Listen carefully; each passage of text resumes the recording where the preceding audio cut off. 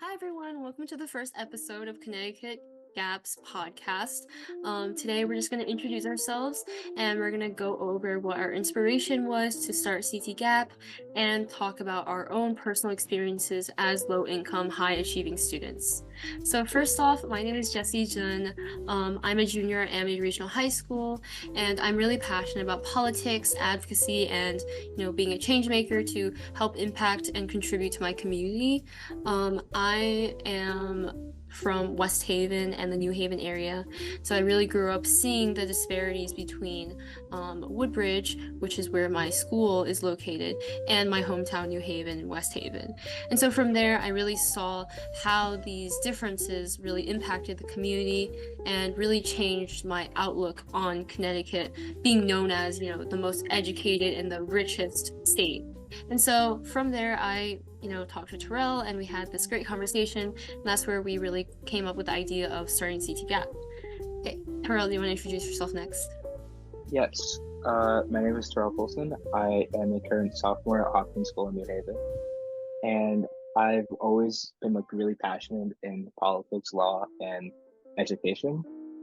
I grew up in Bridgeport my entire life, and that was the only education system I was aware of, and till I came to Hopkins, and I really saw the differences between private education and public, or just education that isn't private, and it really made me want to make higher education more accessible all around Connecticut and just the entire world. And I would always think about this stuff and have conversations with people, and one of those conversations I had with Jessie, and it led to the creation of this podcast and organization.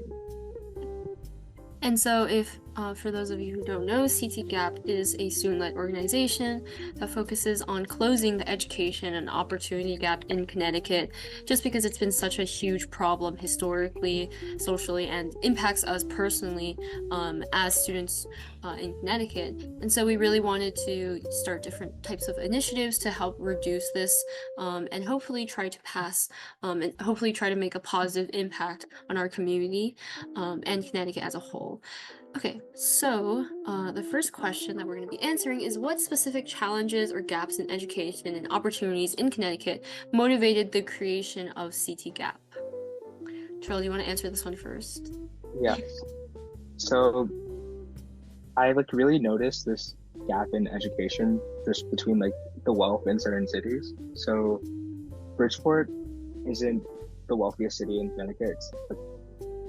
It's pretty low on the wealth distribution end, might be the lowest, and that would heavily affect its access and level of education that it can give to students. And compared to even though New Haven isn't one of the really wealthiest cities in Connecticut, it's a big city, and that gives a lot of access just overall. And it was just it's really hard for students just growing up in a city and not knowing of opportunities available, and not even being aware of the gap until an event that you happen to find out. Maybe you meet another student in a richer city and they're levels ahead of you in math or a certain subject. So just I really felt for other students like me in my city, and some may not even know about opportunities attending a private school. So I just really wanted to spread those opportunities as much as I could, because it felt like my moral obligation. Yeah, that makes sense. I think that for me specifically, I know Terrell and I, we ranted about this a lot during our first conversation, but it really annoyed me that a lot of the opportunities were specifically limited to very specific districts. So for example, I live in West Haven and I commute to Woodbridge. And so a lot of times scholarships programs which reduce the price of certain opportunities for low income students is extremely important to me, and it's really important that I'm able to get these types of opportunities in order to do the things I want and to pursue and continue my education, in order to help with my social mobility and provide a safe, stable environment for my family. And so all this to say, a lot of the times when I'm looking for these opportunities, they're limited to New Haven students. And that's one of the biggest things that makes me really angry, right? The whole point of these programs is that it's to help low income students. But when you're limiting this opportunity to just specifically this district, you're assuming that all students who are attending, this area are all low income students. And so this means that a lot of high income students who are living in that area are still able to take advantage of this opportunity, which is specifically for, us low income students. And so, that was one of the main motivating factors I had for starting CT Gap with Terrell, is to just provide these opportunities regardless of where you're from, regardless if you're from, Woodbridge, where it's typically a higher income town compared to, Bridgeport or New Haven, where it's typically considered more low income. Another thing is that a lot of times you have national programs as well, which also does this, where they specifically target New York City or, San Francisco and these areas which are seen as low income. But, no one cares about little old Connecticut, where they're the richest and the most educated state. And so all this to say, these are some of the personal experiences that drove me to create CT Gap with Terrell.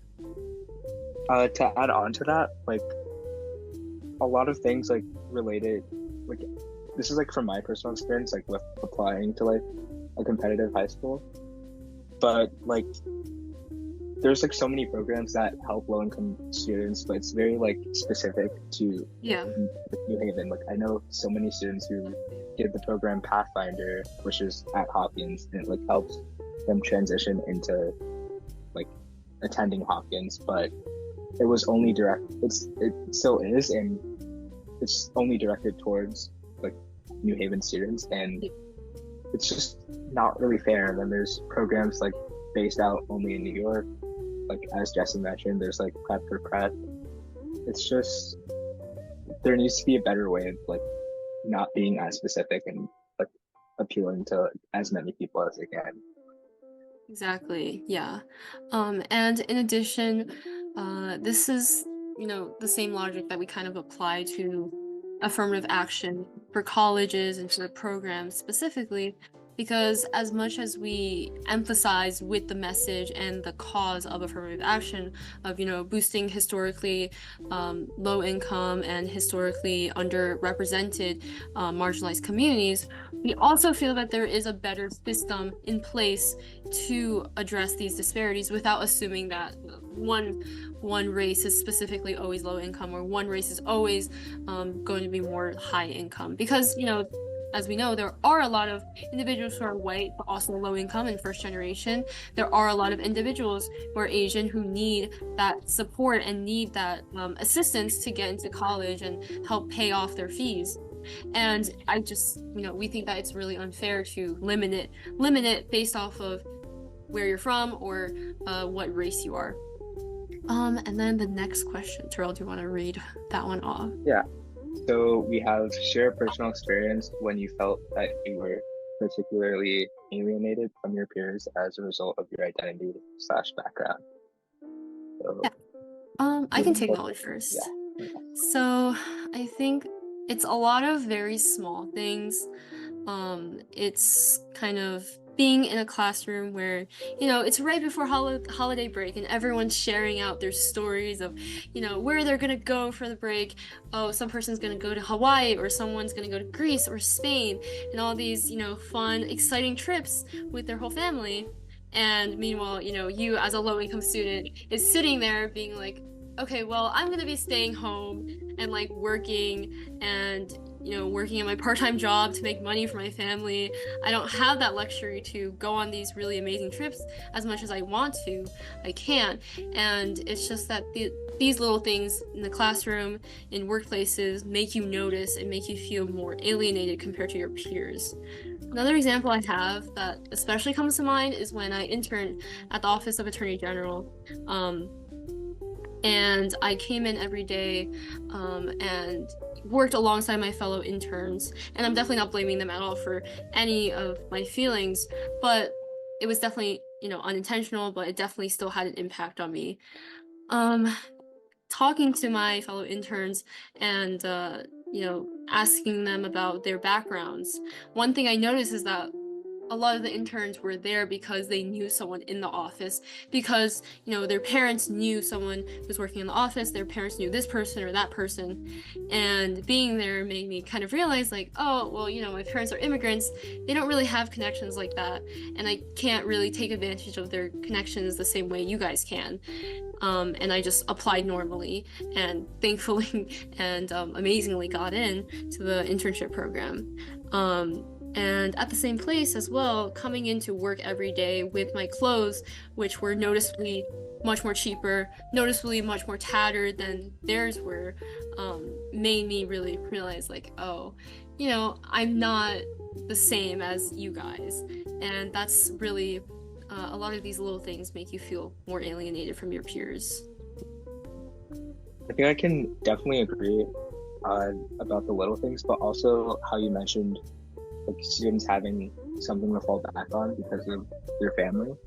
And I really noticed that just like having conversations with friends and like realizing, oh, their parents went to these amazing like top private, like just top 10 universities in the US or around the world. And like that's something like shocking and like not that I see typically.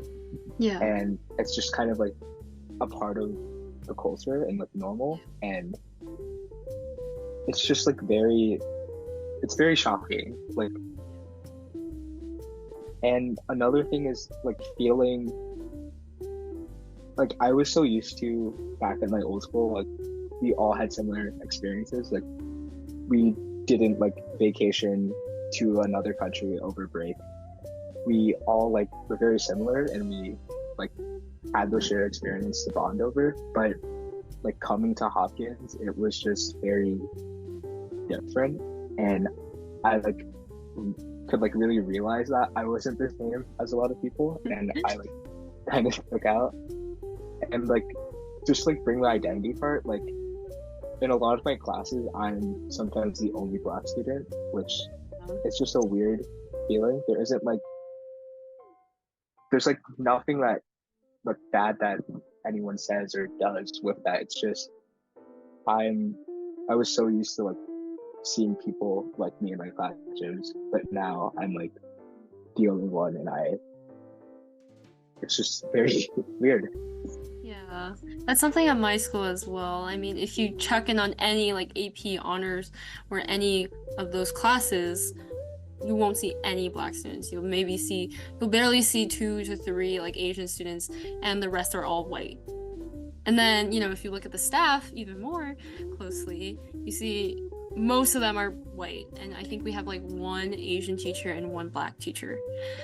And it just goes to show how little opportunities there are, especially for students who want to advance to these higher classes, but don't get the opportunity to. And they just need more support from, organizations like CT Gap and other assistance programs to help them reach the potential that they have. And I think recently I read a statistic that said that Black students are 10 times more likely to be recommended to these honors gifted programs if they have a Black teacher, which is, insane to me. I think, like, it's just insane to me how much racial biases plays into this part where it's supposed to be, equal. It's supposed to be where you trust your teacher and you depend on them for these amazing opportunities, and because of something you can't even control, you don't get the opportunity to do that. It's like not based off of merit and like this goes into something I think we'll probably talk about a lot, just like in all of our podcasts.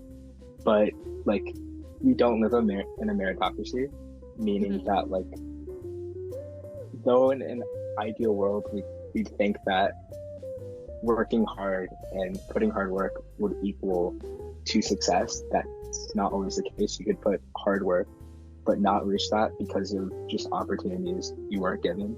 Or you could have had put like little work but still reach this massive level of success because of your opportunities and connections. And I think this like ties into like a big thing is like this was like at least for like private schools, like it's been like students' lives and like they've been adjusted to like the hard like work and they're like easily able to go into these higher level classes while like students who like maybe got the opportunity like me have to like work twice as hard just to keep up and like get used to this like new life in the world almost.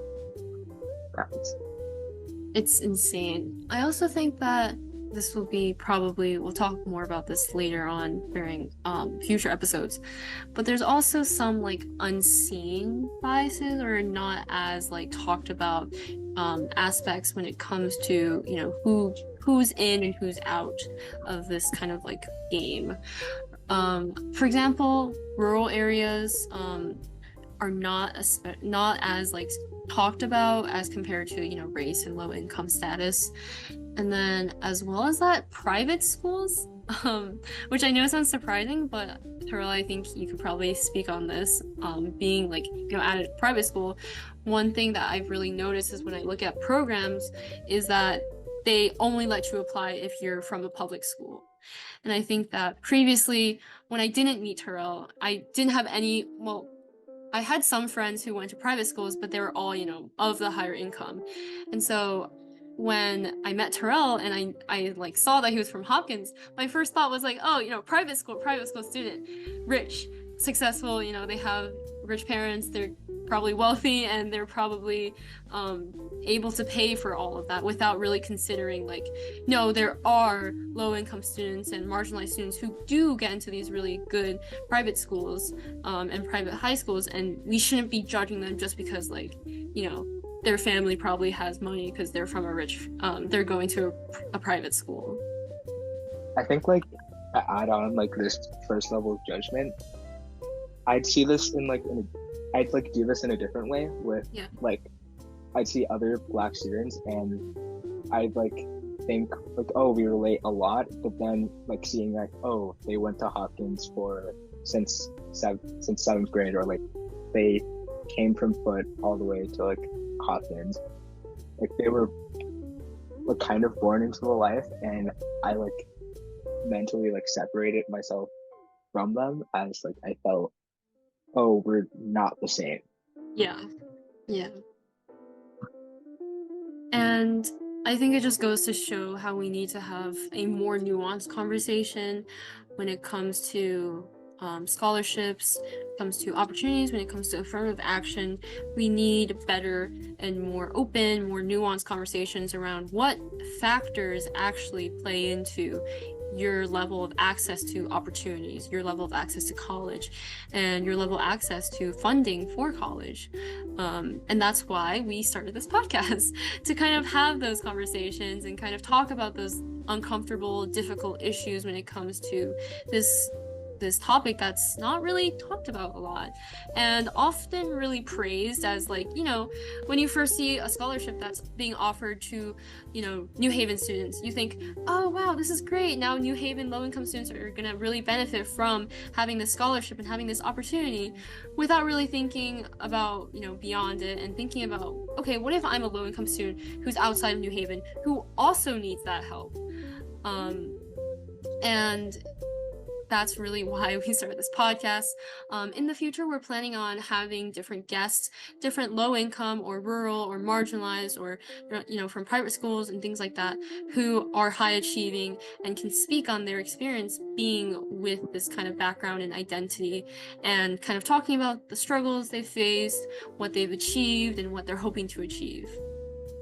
And yeah, Terrell, do you have anything else to add before we end this episode?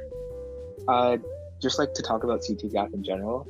So a lot of like the problem with like this entire college admission system is just the lack of knowledge on how it works. So that's what we're hoping to give out in like our podcast and our newsletter and just overall, because like knowledge is the one thing that's I think like is a major part of this opportunity gap.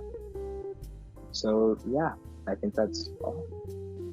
Okay, great. Thank you guys so much for listening onto our first episode of CT Gap.